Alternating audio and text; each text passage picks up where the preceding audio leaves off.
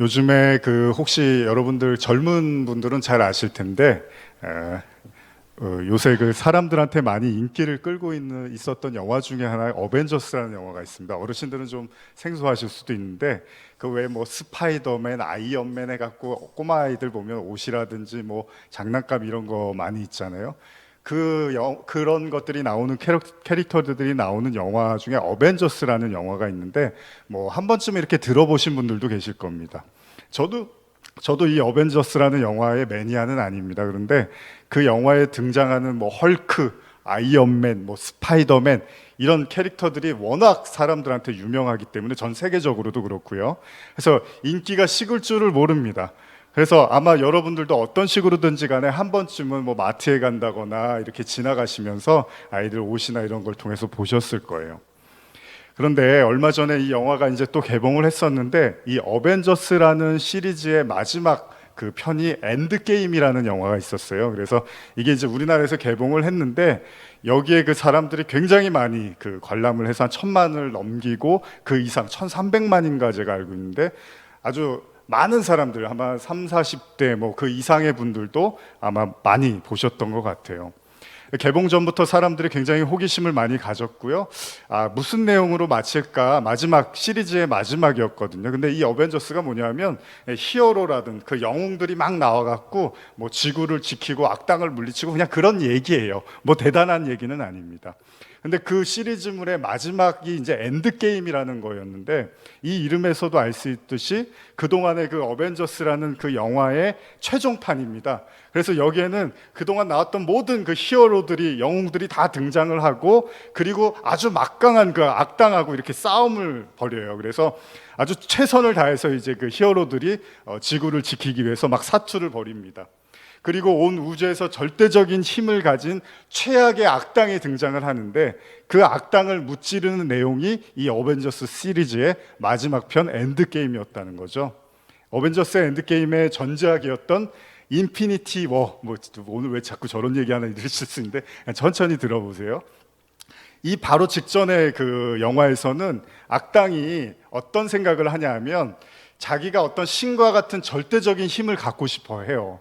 그래서 그 힘을 가지려면 그 무한한 힘을 주는 돌이 있는데 그 돌이 6개인가 그래요. 그래서 그 돌을 찾아갖고 자기가 이렇게 갖게 되면 자기가 원하는 대로 이렇게 세상을 주무를 수가 있는 거예요.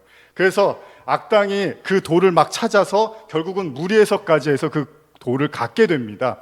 그리고 나서 무슨 일을 하냐 하면 그 돌을 통해서 우주 존재의 절반을 다 사라지게 만들어요. 그러니까 사람이라든지 생명체나 이런 거를 그 돌을 자기가 소유해서 마치 하나님처럼 이 세상의 50%의 모든 생명체를 다 없애뜨려 버려요. 그러면서 그 등장하는 그 악당이 이 세상의 모든 존재를 절반으로 이렇게 감축하는 시도를 하는데 왜 그러냐 하면 이 악당의 생각이 뭐냐 하면 이 세상에 너무 사람이 많은 거예요. 근데 자원은 한정이 돼 있는데 인구가 너무 많다 보니까 이 악당이 모든 사람들이 그래도 좀 행복하게 살기 위해서는 사람이 절반으로 줄고 그래야지 자원들이 어느 정도 사람들이 이렇게 나눠 쓰기에 부족함이 없다고 생각을 해서 모든 세상의 인구를 반으로 줄여버립니다. 그래서 이 악당의 생각이 뭐냐면 세상의 평화와 안정을 위해서 인구를 조절해야 된다고 생각을 해요. 그래서 우주의 균형을 위해서 인구 조절이 불가피하다고 생각을 합니다. 그런데 이제 그 지난번 후속작 마지막 그 엔드게임이라는 영화에서는 이 악당이 어떤 생각을 하냐면 인구를 절반으로 줄였다 하더라도 세상이 결코 평화로워질 거라고 생각이 안 드는 거예요. 그러니까 이것도 실패라고 생각을 하자 결국은 무슨 생각을 하냐면 다시 그 돌을 가지고서 이 세상을 다 없애버리고 새로운 세상을 창조해야겠다는 생각을 하게 됩니다. 재창조를 하겠다고 생각을 해요. 그래서 그 막강한 권력을 가지고 이제 다 없애뜨릴 계획을 갖고 있습니다. 아이러니하게도요, 이 천하의 그 최악의 악당이라고 불리는 그 악당의 입에서 뭐라고 하냐면 이 세상이 너무 괴롭고 고통스러우니까 이 세상을 다 없애고 새로운 세상을 만들어서 그 세상은 오직 감사로 충만하고 기쁨으로 충만한 세상을 만들겠다고 자기가 그렇게 시도를 한다는 거죠. 근데 결국 그의 계획이 실패에 돌아갑니다. 그 모든 히어로들이 다 나타나서 결국 그 악당이 하려고 하는 일을 저지하게 되고 결국은 실패를 하게 됩니다. 결국 절대 돌들은 다시 그 히어로들에게 빼앗기게 되고 오히려 자신과 그리고 자신의 부하들만 이 세상에서 영영이 사라지게 되는 게 그 영화의 마지막 내용이었습니다. 여러분, 악당의 계획은 결국은 실패로 돌아가게 됩니다. 그 악당의 이름이 혹시 뭐냐 하면 아시는 분들 다 아시겠지만 타노스입니다. 타노스라는 이름인데 이 타노스라는 이름이 혹시 어디서 왔냐면 헬라어에 다나토스라는 헬라어가 있거든요. 이 다나토스라는 헬라어하고 그리스 신화에 나오는 타르타로스라는 신이 있습니다. 이 신의 이름에서 따왔다고 보는데 그리스 헬라어 다나토스의 뜻이 뭐냐면 죽음입니다. 그리고 그리스 신화에 나오는 타르타로스는 지하 세계의 가장 깊은 곳, 그러니까 지옥에 있는 신, 그러니까 그 타노스의 이름은요 말 그대로 죽음과 파멸과 영원한 그 음부의 세상에 존재하는 그런 죽음의 신이었던 거죠. 죽음의 존재였던 거죠. 근데 왜 제가 오늘 이런 말씀을 여러분들에게 나누냐 하면요, 그 영화에 나오는 악당 타노스가 온 우주를 바라보면서 나름대로 철학을 가지고 있었다는 거예요. 그게 뭐냐 하면 자기가 가지고 있는 모든 힘을 동원해서 이 세상을 좀 더 아름답고 기쁘고 충만한 상태의 세상으로 만들고 싶어 했다는 거예요. 악당인데. 그래서 그에게 있어서의 우주의 균형은 최고의 숭고한 가치고 우주를 위해서 반드시 해야 되는 일이라고 생각을 했던 거예요. 그래서 심지어는 그 계획을 위해서 온 우주의 모든 생명체를 다 없애서라도 재창조를 해서라도 이 세상을 아름다운 세상으로 만들고 싶어 했다는 겁니다. 그런데 문제는 뭐냐면 자기 자신도 피조물에 불과하다는 사실을 망각해 버렸다는 거예요. 뭐냐면 그는 이미 세상을 심판하고 주무르고 심지어는 피조 세계까지도 파괴하는 조물주가 되고 싶었다는 거예요. 성경에서 수없이 말했던 인간의 원죄인 하나님처럼 되고 싶어 했던 그 욕망이 극에 달한 모습을 바로 그 악당 타노스가 가지고 있었다는 겁니다. 더욱 중요한 사실은 그의 목적이 세상에 대한 복수심이라든지 증오라든지 이런 것이 아니라 오히려 세상을 아름답고 아주 숭고한 모습으로 보여주기 위한 그 희생이라고 생각을 했던 거예요. 그런데 그의 생각에는 문제가 하나 있습니다. 그 숭고한 가치를 위해서 정작 자기 자신은 어떤 희생도 하지를 않아요. 그 돌을 얻기 위해서 자기가 사랑하는 딸을 잃기도 하고 자기 부하들을 다 동원해서 죽더라도 그 돌을 찾아오게 하고 그리고 세상의 인구의 절반을 사라지게는 하지만 자기 자신은 어떤 희생도 감수를 하지를 않습니다. 그는 신이 되려고 했고 정작 자신은 신의 자리에 앉아서 모든 것을 주문으려고 했다는 거죠. 여러분, 요한복음 12장 23절 이하를 보면요, 예수님이 하신 말씀이 한 가지인데 한번 같이 읽어보겠습니다. 시작. 예수께서 대답하여 이르시되 인자가 영광을 얻을 때가 왔도다. 내가 진실로 진실로 너희에게 이르노니 한 알의 밀이 땅에 떨어져 죽지 아니하면 한 알 그대로 있고 죽으면 많은 열매를 맺느니라. 자기의 생명을 사랑하는 자는 잃어버릴 것이요 이 세상에서 자기의 생명을 미워하는 자는 영생하도록 보전하리라. 이 예수님께서요 십자가를 지시기 전, 그러니까 세상을 떠나시기 전에 제자들에게 하셨던 말씀인데 예수님 뭐라고 하시냐면 예수님은 모든 세상의 구원을 위해서 모든 잃어버린 영혼을 위해서 자기가 희생해야 된다고 말씀을 하십니다. 자신이 미랄이 돼서 땅에 떨어져서 죽어야만 한다고 말씀을 하세요.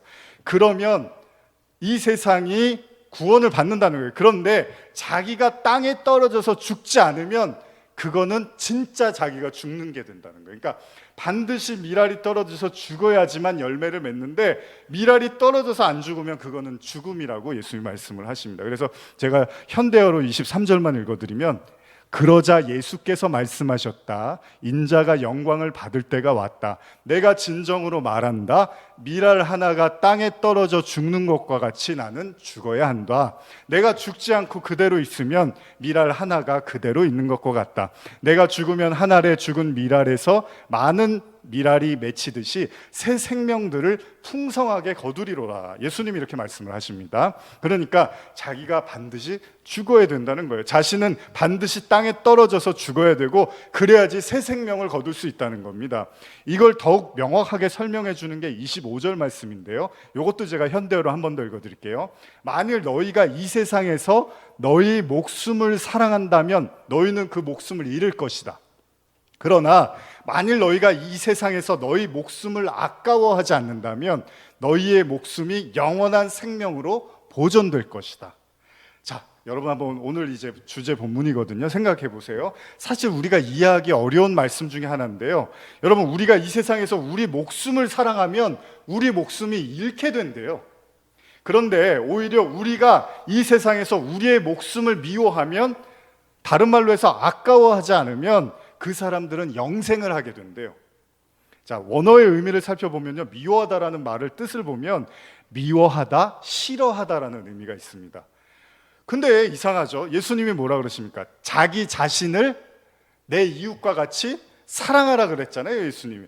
근데 무슨 지금 와서 갑자기 자기의 목숨을 미워하라는 말이 무슨 말입니까? 아니, 목숨을 함부로 여기라는 말입니까? 아니면 너무 몸을 사리지 말고 하나님이 일을 할 때는 좀 열심히 몸을 상하게까지 하면서도 좀 하라는 얘기를 하시는 건지. 쉽게 생각하면 되게 쉬운 얘기지만요, 어렵게 생각하면 아주 어려운 얘기입니다. 자, 예수님의 이런 말씀이 사복음서에 다 나타납니다. 이 말씀이, 그러니까 특별하게 사복음서에 반복되는 말씀들이 있어요. 그 중에 하나가 오늘 읽은 본문인데, 제가 다른 복음을 하나 보면 누가복음 14장 26절 보면요, 우리 한번 같이 읽어볼까요? 14장 26절에서 27절입니다. 시작. 무릇 내게 오는 자가 자기 부모와 처자와 형제와 자매와 더욱이 자기 목숨까지 미워하지 아니하면 능히 내 제자가 되지 못하고, 누구든지 자기 십자가를 지고 나를 따르지 않는 자도 능히 내 제자가 되지 못하리라. 이런 말들이요, 굉장히 힘든 말들입니다. 성경에서 예수님이 하신. 왜냐하면 현대어로 다시 읽어드릴게요. 누구든지 나를 따르고자 하는 사람은 자기 부모나 처자식이나 형제 자매를 사랑하는 것보다 훨씬 나를 더 사랑해야 된다. 아니, 자기 목숨보다도 나를 더 사랑해야 된다. 그렇지 않으면 그는 내 제자가 될 수 없다. 또 누구든지 자기 십자가를 지지 않고 나를 따르는 사람은 내 제자가 될 수 없다. 자, 여기 기록된 말씀이 사실 우리를 굉장히 당황스럽게 합니다. 왜냐하면 현대어 성경에서는 주님을 더 사랑해야 된다고 이렇게 표현을 하고 있지만, 지금 여러분들 보시는 개역 성경에서는 자기 목숨을 미워하라고 그래요. 그리고 심지어는 자기 부모, 처자식, 형제, 자매를 미워해야 된다고 이렇게 이야기를 합니다. 어떻게 하라는 말씀이죠?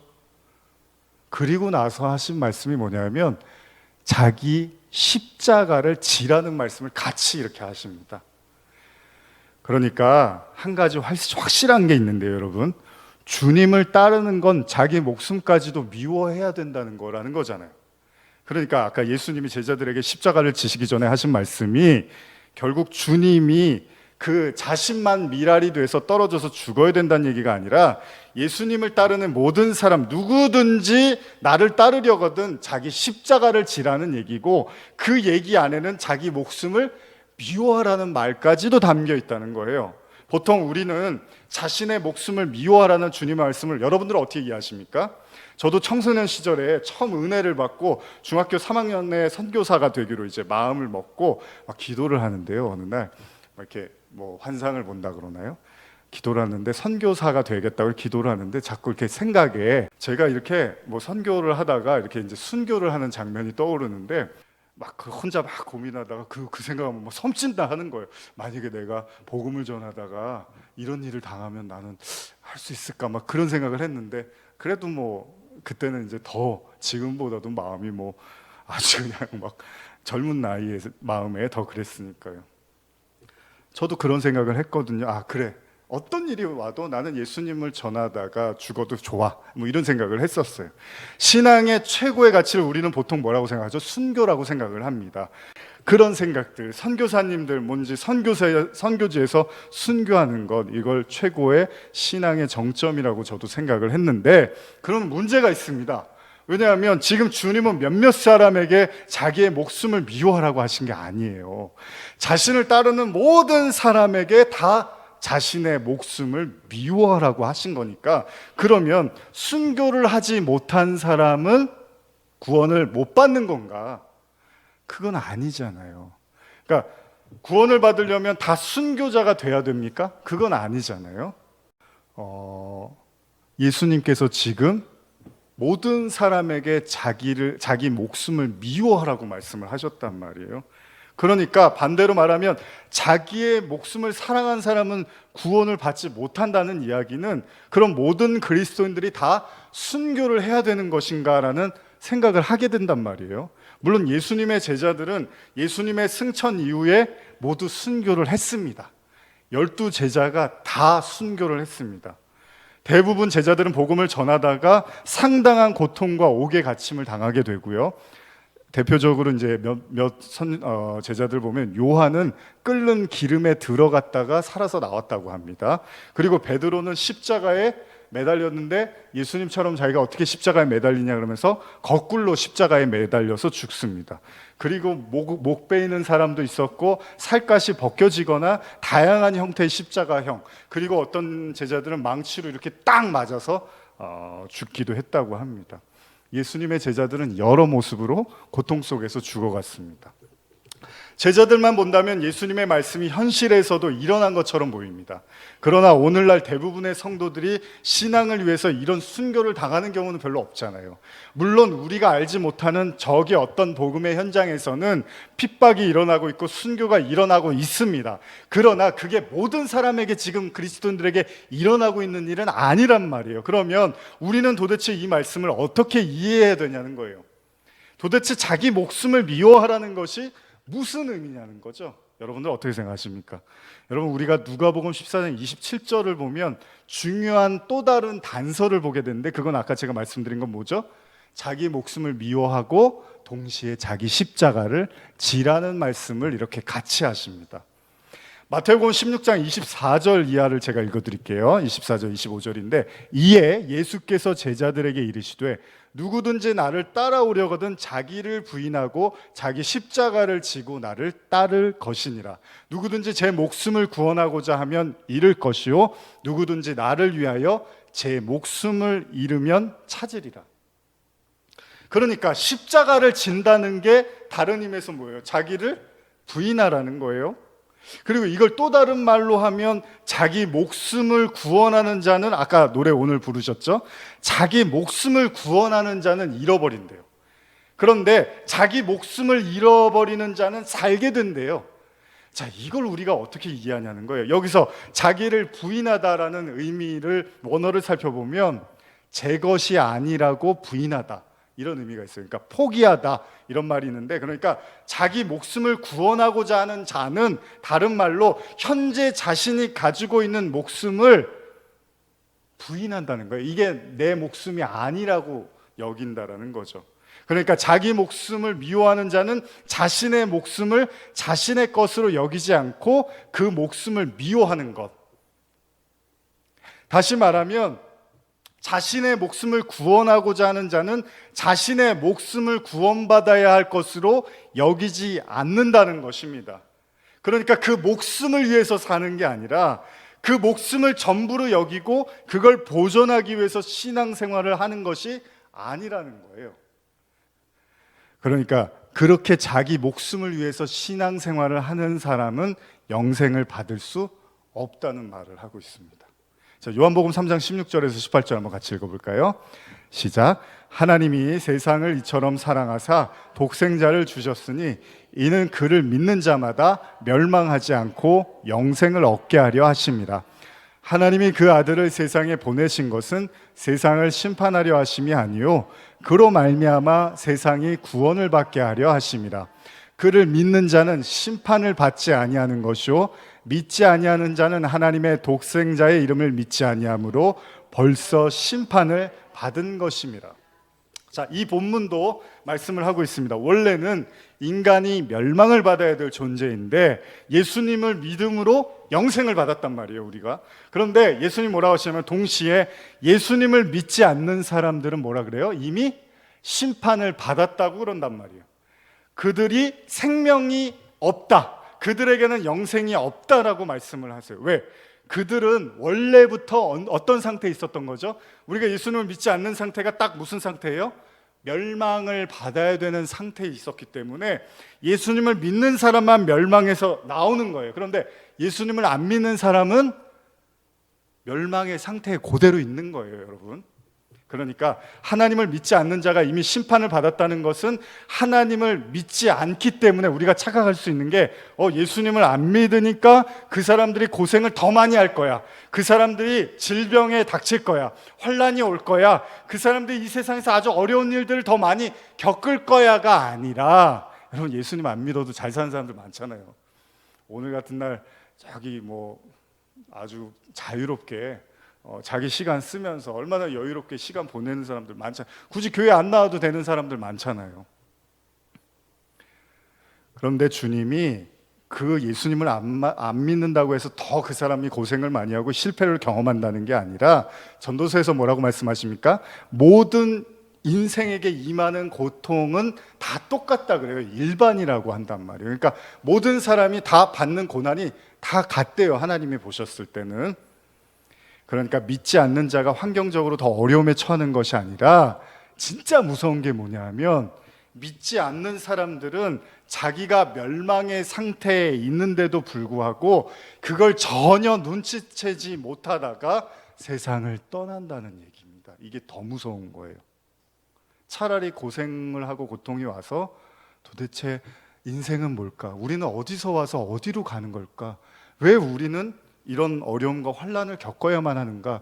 이런 궁극적인 질문을 하면서 하나님을 찾는 건 괜찮아요, 차라리. 그런데 진짜 무서운 건 아무 일도 일어나지 않아서 그냥 아무렇지도 않아서 내가 하나님 안 믿어도 아무 내가 아쉬울 게 없어라고 생각하는 사람들은 그 자체가 사망인 걸 전혀 눈치채지 못하고 죽음의 순간을 당도하게 될 거라는 겁니다. 이게 더 무서운 겁니다, 여러분. 예를 들면 일반적으로 사람들은 죽음의 이유에 대해서 별로 크게 생각을 안 합니다. 신앙을 반드시 가져야 된다고 생각하지 않는 이유 중에 하나가 죽음은 다 끝이라고 생각해요, 사람들은. 영혼이 어디 있고 천국이 어디 있고 지옥이 어디 있고 사후세계가 있겠어라고 생각을 한단 말이에요, 사람들은. 그런데 또 반대로 어떤 사람들은 어떤 생각을 하냐면 혹시 그래도 있으면 어떡해? 만약에 내가 죽었는데 천국이 있고 지옥이 있으면 어떡해? 그러니까 일단 보험이라도 들어놔야죠. 그래서 또 신앙을 갖는 사람들이 있어요. 그래서 사람들이 질병에 걸리고 어려움이 찾아오거나 죽음을 앞둔 상황이 되면 또 신앙을 갖게 되는 경우들이 있어요. 그런데 우리가 종종 듣는 말, 믿져야 본전 아니겠어? 혹시 죽어서 사후세계가 존재한다면 한번 믿어봐야지라는 이야기를 저도 여러분도 많이 듣기도 하고 그런 생각을 또 많이 예전에 하셨을 거예요. 그러나 성경을 믿는 성도들에게는 어떻습니까? 사후세계는 반드시 존재하는 겁니다. 그러니까 무슨 예수님 안 믿는 사람한테 가서 우리가 한번 믿어주세요, 이게 아니에요, 여러분. 지금 이건 되게 심각한 거예요. 영원한 죽음과 영원한 생명이 있으면 이거는 한번 믿어보세요, 믿으면 좋아요, 이럴 문제가 아니라 오히려 정말 믿지 않는 사람들이 내가 죽어서 만약에 영원한 죽음이 있으면 어떡하지라고 그들이 쩔쩔매면서 하나님을 찾아야 되는 거예요, 사실은.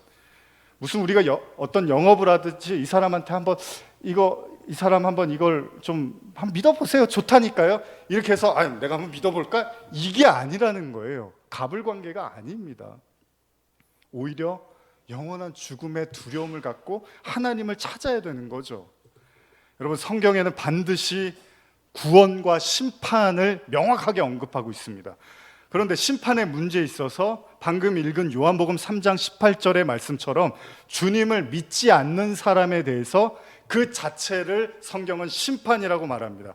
그러니까 제가 처음에 나눴던 어벤져스의 악당 타노스의 착각이 뭐냐 하면 인구를 절반으로 줄여서 우주의 균형을 이룬다든지 인류를 모두 사라지게 해서 다시 새로운 창조를 한다고 해서 세상을 유토피아로 만든다고 해서 그걸 구원이라고 성경은 말하지 않는다는 거예요.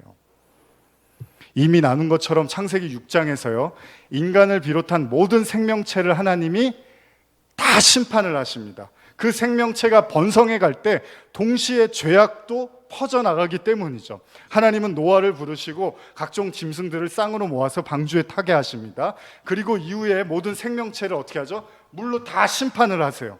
자, 40일의 폭우로 세상은 노아의 가족 8명을 제외하고 모든 인간과 생명체는 다 사라집니다. 그야말로 뭐가 시작된 거죠? 새 창조가 시작된 거예요. 방주에서 나왔던 노아의 가족과 짐승들은 이제 다시 새로운 출발을 합니다. 마치 모든 것이 지나가고 새로워질 것만 같았던 이 이야기는요, 결국 창세기 10장에서 노아를 시작으로 새로운 족보를 써내려가요, 성경이. 그런데 창세기 11장 한 장만 딱 넘어가니까 무슨 사건이 일어나죠? 바벨탑 사건이 일어납니다. 바벨탑 사건은 뭐죠? 성을 쌓아서 하나님처럼 높아지자는 거예요. 자, 그럼 우리가 한 가지 생각해 보는 거예요. 하나님께서 죄악이 관영한 세상을 안타까워하면서 인간을 지으신 것을 한탄하시고 하나님이 세상을 심판하셨단 말이에요. 그래서 창세기 7장 22절에 보면 육지에 있어 그 코에 생명의 기운이 숨이 있는 것은 다 죽었더라, 이렇게 기록됩니다. 자, 무슨 말이냐면 하나님이 노아의 방주 사건을 통해서 소위 숨 쉬는 건 다 없애버렸어요. 이 세상에서 숨을 쉬는 것, 생명이 있는 건 다 사라지게 했어요. 그런데 우리가 의아한 점이 한 가지 있습니다. 만약에 노아의 방주의 심판이 하나님의 새 창조의 모습을 보여주고 있는 거라면 심판 이후에, 그러니까 이제 모든 생명체가 사라진 다음에 죄가 나오면 안 되잖아요. 새 창조를 하셨으니까. 그런데 이미 언급한 것처럼 방주 사건이 끝나고 바로 바벨탑 사건이 일어났다는 거예요. 여러분, 어차피 또다시 타락할 세상인데 뭐하러 하나님이 모든 생명체를 죽여가면서까지 노아의 가족에게 하나님의 심판을 보여줬을까요? 이건 새 창조가 아니에요. 노아의 자손들은 또다시 죄를 범했고요, 다시 죄는 관영에서 들어왔어요. 근데 뭐하러 노아한테 이 세상을 한번 멸하고 다시 새로운 출발을 하게 하셨을까요? 자기가 창조한 모든 것을 다 물로 심판하면서까지 오로지 노아의 가족만 남긴 채 이토록 거대한 일을 벌이셨냐는 거예요. 그렇다면 이렇게까지 하면서 노아에게 가르치고 싶었던 게 뭘까요? 노아에게 이 심판은 어떤 의미였을까요? 제가 아까 읽은 창세기 7장 22절을 다시 한번 여러분 떠올려 보세요. 현대어로 똑같이 읽어드릴게요. 무릇에서 살아 숨쉬던 것들은 모두 숨을 거두었더라. 자, 이 본문을 가만히 생각해 보시면 코에 생명의 기운이 있는 것, 그러니까 숨을 쉬고 있는 그 자체가 하나님은 생명으로 인정을 안 해준다는 거예요. 하나님이요, 굳이 노아에게 모든 생명체를 다 심판하면서 모든 생명체를 다 사라지기까지 하시면서 심판을 하신 이유가 뭐냐면요, 인간을 비롯해서 모든 생명체가 숨을 쉬고 있다고 해서 그걸 하나님은 생명으로 간주하지 않는다는 겁니다. 그래서 하나님이 노아한테 이렇게 숨 쉬는 생명체는 언제든지 사라질 수 있는 것에 불과하다라는 사실을 가르쳐 주고요, 동시에 오직 하나님이 의롭다고 한 사람만 생명이라고 가르쳐 주기 위해서 코에 숨을 쉬는 것들은 다 멸해버리고 의로운 사람만 딱 남겨두는 거예요. 그걸 생명이라고 노아에게 가르쳐 주시는 거죠. 그러니까 성경은요, 목숨의 구원을 구원이라고 말하지를 않는다는 거예요. 과학과 기술의 발전을 통한 인간의 편안한 삶, 질병으로부터 해방되는 생명 영장의 길, 풍부한 자원을 통해서 모든 인간이 부족함 없이 편하게 살 수 있는 풍요로운 삶, 인간이 만들어내고 싶은 이 땅에 천국 있죠. 유토피아. 성경은 그걸 구원이라고 말하지 않는다는 것입니다. 왜냐하면요, 그렇게 해서 인간의 수명이 길어질 수는 있지만 모두가 알듯이 결국 모든 인간은 흙으로 돌아갈 갈 것이기 때문입니다. 오히려 그런 인류 문명의 발달은 인간이 유한하다는 사실을 망각하게 만들고 여전히 이 세상살이가 중요하다고 생각하게 만들어서 하나님의 나라라든지 영혼의 불멸이라든지 사후생계 이런 것을 망각하게 하고 오히려 자신의 목숨을 더 사랑하게 만드는 데 집중하게 한다는 겁니다. 성경은요, 인간이 만들려고 시도하는 그 어떤 유토피아도 인간을 구원해 줄 수 없다고 말합니다. 오히려 그런 시도들은 결국 하나님처럼 높아지려고 하는 바벨탑을 쌓으려는 시도에 불과하다는 사실을 성경은 보여주고 있습니다. 이것은 소돔과 고모라에서도 동일하게 적용이 되는데요. 하나님은 소돔과 고모라의 심판을 통해서 구원이라는 것은 하나님으로부터 의롭다 하심을 받은 자만이 세상에서 심판을 살아남는다는 거예요. 그러니까 마지막에 살아남는 사람은 누구죠? 하나님이 의롭다고 한 사람만 살아남는 거예요. 그래서 그걸 아브라함한테 보여주려고 여러분 창세기를 보면요, 눈 씻고 찾아봐도 롯이 잘한 게 있나요? 소돔과 고모라에서 구원받은 롯이 잘한 게 하나도 없습니다. 아무리 찾아도 없는데 그 롯이 구원을 받고 성경은 그 롯을 의롭다고 해요. 그러니까 여러분, 하나님은 의로운 사람만 구원하는 거고 그 의로운 사람은 정말로 정의로운 사람을 얘기하는 게 아니라 하나님이 의롭다고 여겨주신 사람만 구원한다는 거예요. 그래서 베드로후서 2장 4절에서 8절 보면요, 하나님이 범죄한 천사들 용서하지 아니하시고 지옥에 던져 어두운 구덩이에 두어 심판 때까지 지키게 하셨으며 옛 세상을 용서하지 아니하시고 오직 의를 전파하는 노아와 그 7 식구를 보존하시고 경건하지 아니한 자들의 세상에 홍수를 내리셨으며 소돔과 고모라 성을 멸망하기로 정하여 죄가 되게 하사 후세에 경건하지 아니한 자들에게 본을 삼으셨으며 무법한 자들의 음란한 행실로 말미암아 고통당하는 의로운 롯을 건지셨으니 이는 이 의인이 그들 중에 거하며 날마다 저 불법한 행실을 보고 들으므로 그 의로운 심령이 상함이라. 그러니까요, 여러분, 성도들은요, 이 땅을 살면서 하나님의 심판을 보게 되는데, 이미 전주에도 제가 말씀을 드렸지만 여호수아 갈렙 이야기 아시죠, 여러분? 애굽에서 이스라엘 백성들이 빠져나와서 가나안 땅을 목전에 뒀어요. 그리고 나서 이 가나안 땅을 정복하기 위해서 12명의 정탐꾼을 보냅니다. 그런데 여러분, 10명은 뭐라 그러냐 하면 저 가나안 땅은 너무나 무지막지하고 거인들이 많아서 우리는 절대 못 들어갑니다 그래요. 근데 여호수아와 갈렙만 저 가나안 땅을 들어가도 됩니다. 하나님이 함께 하시면 들어갈 수 있습니다라고 해요. 그런데 여러분, 어떻게 되죠? 사람들이요, 여호수아와 갈렙 이야기를 듣는 게 아니라 저기 못 들어갑니다라고 두려워했던 10명의 이야기를 듣고서 밤새 통곡했다고 성경이 기록되어 있습니다. 여러분과 저도 심각하게 받아들여야 되는 본문인데 무슨 얘기냐면, 사람들은요, 믿음의 말을 듣는 게 아니라 인간의 이야기에 더 감동을 받고 은혜를 받고 동요한다라는 거예요. 결국 하나님은 어떻게 하시죠?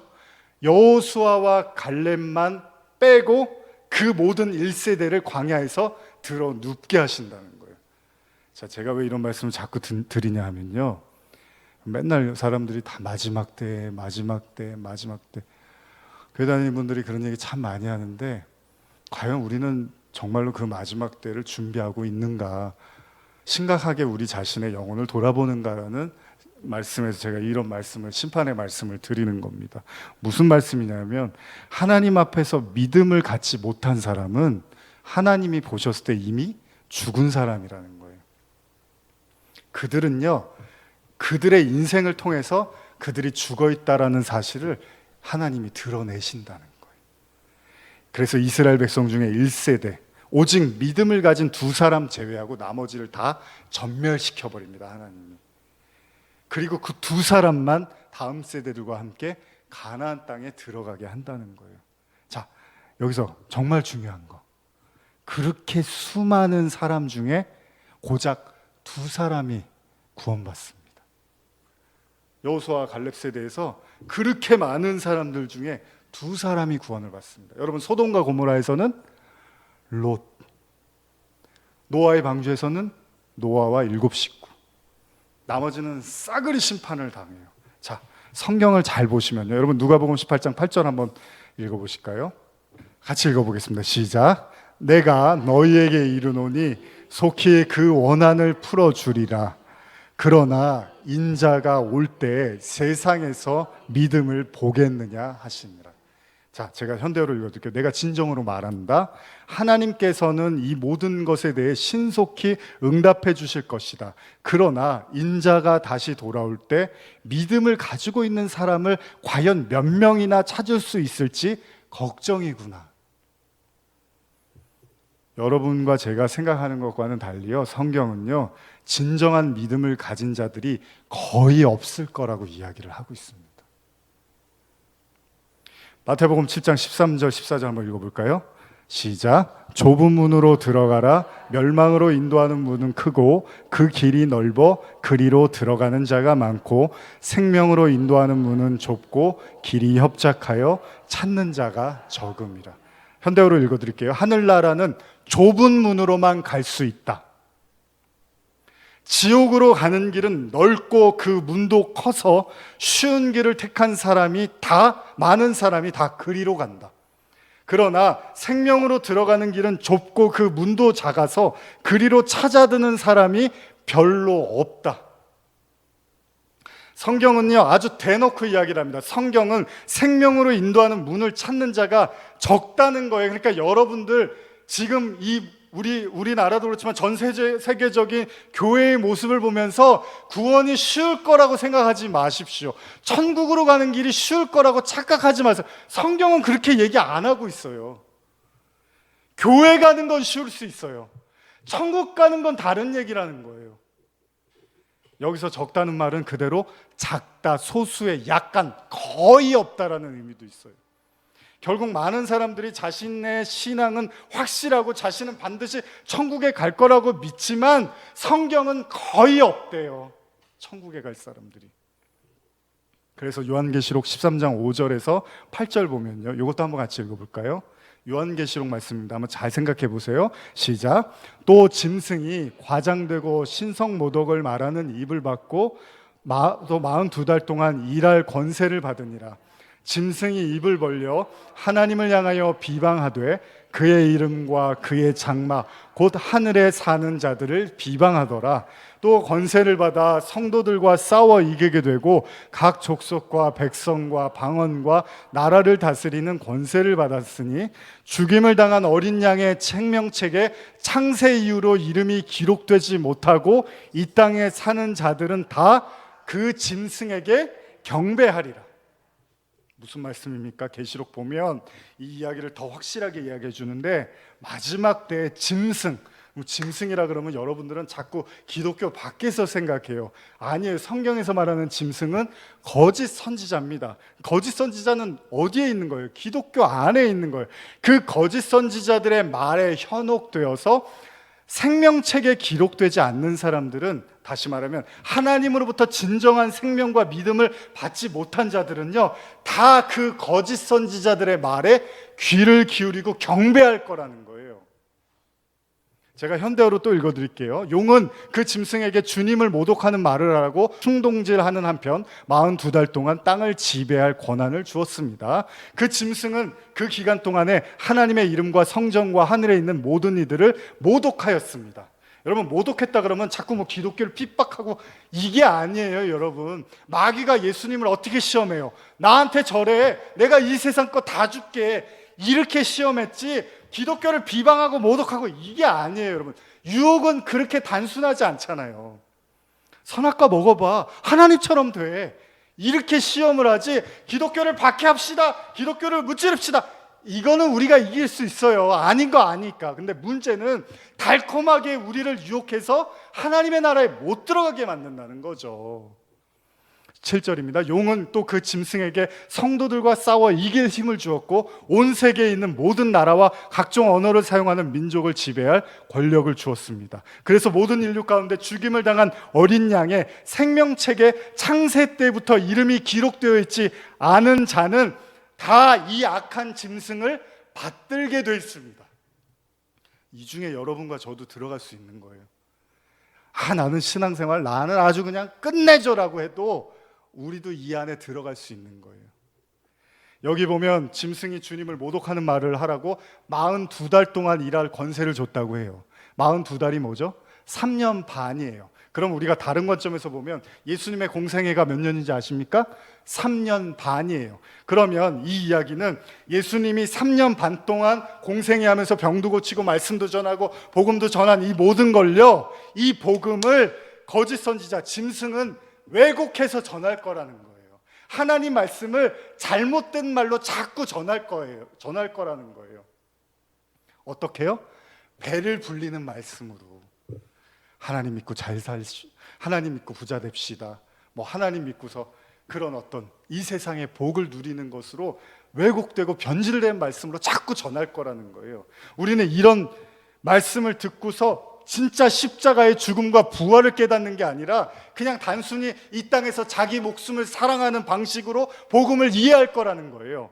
우리는 이런 구절을 볼 때 자꾸 기독교를 해하려는 어떤 다른 세력으로 이해하는데, 성경은 거짓 선지자, 즉 교회 안에서 거짓된 가르침을 가리키는 자들을 이야기하고 있다는 겁니다. 그래서 거짓 가르침은 예수님의 말씀처럼 성도들로 하여금 자신의 목숨을 미워하고 하나님의 생명을 간절히 구하게 만드는 게 아니라 자신의 목숨을 더 사랑하게 만들어서 결국은 하나님 나라를 못 들어가게 할 거라는 거예요. 현대어로 제가 로마서 16장 17절 보면요, 제가 읽어드릴게요. 17절 18절. 이 편지를 끝마치기 전에 한 가지 더 당부해 두고자 합니다. 여러분들은 그리스도에 대해서 지금까지 여러분들이 배워온 것에 반대되는 것을 가르쳐 분열을 일으키고 사람들의 신앙을 뒤엎는 자들을 멀리 하십시오. 그러니까 여러분들도 복음을 잘 들으셔야 돼요. 설교라도, 제 설교도 그렇고 설교 들을 때 잘 들어야 돼요. 이게 진짜 복음인지 아니면 반대되는 얘기를 하고 있는 건지. 18절입니다. 그런 교사들은 우리 주 예수를 섬기는 게 아니라 자기네의 이익만을 추구하는 자들입니다. 그들의 그럴듯한 말에 순박한 사람들은 자주 속아 넘어갑니다. 우리 한번 다시 신앙의 기본으로 돌아가 볼까요? 처음 제가 말씀드린 것처럼 세상 엉망하지 말고 오늘날 기독교 이렇게 욕먹는 거 우리 한번 자신을 한번 돌아보자고요. 자, 창세기에서 최초의 범죄, 선악과를 먹지 말라고 하신 하나님이 아담에게 경고하신 게 뭐였죠? 같이 읽어볼까요? 창세기 2장 17절입니다. 시작. 선악을 알게 하는 나무의 열매는 먹지 말라. 내가 먹는 날에는 반드시 죽으리라. 자, 여러분과 저는 선악과를 먹었나요? 먹었습니다. 그럼 여러분과 저는 죽은 자입니까? 산 자입니까? 로마서 5장 15절을 보면 그러나 이 은사는 그 범죄와 같지 아니하니 곧 한 사람의 범죄로 인하여 많은 사람이 죽었습니다. 우린 죽은 자에서 시작합니다. 그러나 더욱 하나님의 은혜와 또한 한 사람 예수 그리스도의 은혜로 말미암아 선물은 많은 사람에게 넘쳤습니다. 자, 성경은요, 우리를 산자로 이야기하지 않습니다. 그래서 이 땅의 모든 인간들은 원죄 그 선악과를 먹었기 때문에 다 죽은 자로 하나님은 보시는 거예요. 그래서 사망에 거하는 자들이라고 하는 거예요, 우리를. 그런데 중요한 게 있어요. 하나님을 믿지 않는 자들은 사망에 거하는 게 맞아요. 그들은 죽음의 마지막 순간까지도 그 사실을 깨닫지를 못하면 진짜로 영원히 죽는 게 맞아요. 그러나 성도는 사망의 지배를 받았지만 믿음으로 말미암아 사망이 왕노릇하는 게 아니라 생명이 왕노릇하는 자들을 성도라고 한단 말이에요. 로마서 5장 17절 같이 읽겠습니다. 시작. 한 사람의 범죄로 말미암아 사망이 그 한 사람을 통하여 왕노릇하였은즉 더욱 은혜와 의의 선물을 넘치게 받은 자들은 한 분 예수 그리스도를 통하여 생명 안에서 왕노릇하리라. 이게 성도의 구원입니다. 그래서 모든 성도는 먼저 뭐를 깨닫는 거예요? 내가 죽은 사람이었구나라는 걸 깨닫는 동시에 하나님은 그를 살았다고 해주는 거예요. 근데 성도가 아닌 사람은 자기가 죽은 자인데도 산 자라고 착각하고 살다가 마지막에 죽은 자로 부활하는 거예요. 그걸 죽은 자의 부활이라고 해요. 자, 이제 마무리를 좀 해보겠습니다. 어벤져스의 악당 타노스의 이름은 헬라어 다나토스, 죽음이라고 제가 말씀드렸습니다. 그리고 지옥의 가장 깊은 곳을 상징하는 타르타로스, 그리스 신에서 유래했다고 합니다. 어쩌면 모든 인류는 죽음과 음부로 상징되는 타노스라는 악당과 같은 자의 지배를 받고 있습니다. 타노스의 착각은 뭡니까? 그가 꿈꾸던 유토피아, 지상낙원의 창조개혁의 오류는 뭡니까? 그건 그가 아무리 발버둥 쳐도 그가 원하는 세상은 절대 이룰 수 없다는 겁니다. 왜냐하면 그도 하나님 앞에서는 죽은 자예요. 그냥 이 세상 어떤 인간도 하나님 앞에서 산 자는 없는 거예요. 모든 자는 다 죄를 갖고 있기 때문에. 그래서 여러분, 성경이 죽음에 대해서 진지하게 다루는 이유는 다나토스, 무슨 말이냐면 자기가 진짜 죽은 자여서 하나님의 생명을 구하는 자, 자기에게는 생명이 존재하지 않고 오로지 하나님에게만 생명이 존재한다고 믿는 자, 그리고 그것을 끝없이 구하고 찾는 자들은, 그들은 죽음을 통해서 생명으로 넘어갑니다. 그들은 다나토스라는 죽음을 통해서 헬라어 아나스타시스, 부활이라는 위로 오르는 삶을 살게 되고, 그걸 새 생명을 소유했다라고 하는 거고요. 그걸 바로 위로부터 나다라는 의미의 헬라어 아노텐, 거듭났다라고 말을 하는 거예요. 반드시 자기가 죄로 인해서 죽은 자라는 걸 깨달은 자만이 산 자가 되고 거듭난 자가 되고 새로운 하나님의 피조물이 되는 거죠. 그러나 자신이 이미 죄로 인해서 죽은 존재인지를 모르고 여전히 그 목숨 가지고서 그냥 평생 사는 사람들은 진짜 타노스처럼 죽음과 사망에 갇혀서 못 나오고 영원히 죽음을 맞이하게 될 거라는 겁니다. 마태복음 16장 26절 한번 읽어볼까요? 시작. 사람이 만일 온 천하를 얻고도 제 목숨을 잃으면 무엇이 유익하리요? 사람이 무엇을 주고 제 목숨과 바꿀 수 있겠느냐? 예수님의 말씀처럼요, 병자에게만 의원이 필요하다고 했어요. 그러니까 여러분들이 나는 진짜 생명을 원해요라고 고백하는 사람한테만 주님은 생명을 주실 거예요. 그들에게만 하나님이 생명을 나눠주실 거예요. 저를 포함한 모든 성도들에게 권면하고 싶습니다. 신앙은 액세서리가 아닙니다. 신앙은 취미생활도 아닙니다. 신앙은 나의 삶을 윤택하게 하기 위해서 나의 삶의 활력소를 불어넣기 위한 비타민도 아닙니다. 신앙은 인간관계의 확장이나 사회성을 촉진시켜주는 활력소도 아닙니다. 사후세계는 있을 수도 있고 없을 수 있는 게 아닙니다. 하나님은 계실 수도 있고 안 계실 수도 있는 게 아닙니다. 신앙생활 적당히 하면 구원받는다는 말은 잘못된 겁니다. 반드시 십자가를 져야지만 구원을 받습니다. 값싼 복음을 거절하십시오. 우리 교회는 그렇게 하나님의 생명으로 목말라 하는 자들의 모임이 되기를 소원합니다. 제가 누누이 말씀드리지만 전 많은 사람이 오는 걸 원하지 않습니다. 무슨 목사가 좋다, 착하다, 나쁘다 이런 것도 저는 별로 바라지 않습니다. 저 그렇게 좋게 보시면 좋은 사람이고 나쁘게 보면 되게 나쁜 사람입니다. 중요한 건 여러분들의 생명이 달린 문제입니다. 교회는 누구 때문에 오는 게 아니라 여러분들의 영원한 생명을 위해서 오는 곳입니다. 그리고 그들의 모임을 에클레시아, 교회라고 하는 거죠. 이를 위해서 저와 여러분들은 기꺼이 제자로서 십자가를 지고 다나토스라는 죽음을 넘어서 부활에 이르는 저와 여러분들이 되기를 간절히 소원합니다. 우리 마지막 한 구절 읽고 마치겠습니다. 마태복음 10장 28절입니다. 시작. 몸은 죽여도 영혼은 능히 죽이지 못하는 자들을 두려워하지 말고 오직 몸과 영혼을 능히 지옥에 멸하실 수 있는 이를 두려워하라. 기도하시겠습니다.